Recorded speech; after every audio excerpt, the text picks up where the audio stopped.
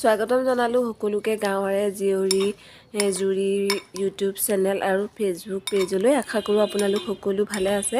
এয়া আজি মই পকা জলকীয়া আচাৰ বনালোঁ, ভাবিলোঁ আপোনালোককো দেখাওঁচোন মইনো কেনেকৈ আচাৰকণ বনালোঁ।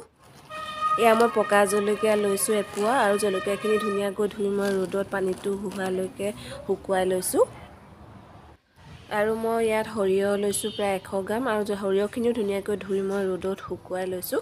এয়া জলকীয়াখিনি সৰু সৰু টুকুৰা কৰি মই কাটি ল'লোঁ প্ৰথমতে।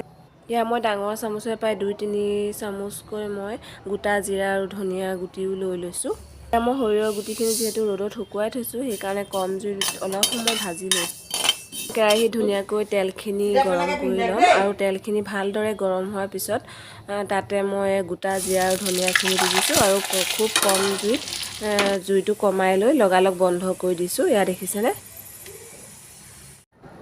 এয়া মই সৰিয়হ গুটিখিনি অলপ মিক্সিত গুড়ি কৰি লৈছোঁ, বেছি গুড়ি হ'বলৈ দিয়া নাই। এতিয়া কাটি থোৱা জলকীয়াখিনি দি দিছোঁ ধুনীয়াকৈ।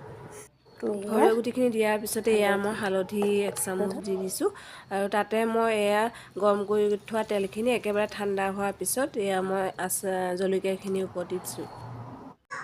এয়া মই আচাৰখিনিত মই নিমখো 1 চামুচ দিছোঁ, তাতে মই ভিনেগাৰো প্ৰায় 2-3 চামুচ দিছোঁ।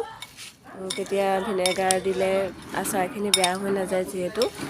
এয়া আমাৰ আচাৰ ৰেডি হৈ গ'ল। এয়া মাজে মাজে ৰ'দত দি আপোনালোকে খাব পাৰিব।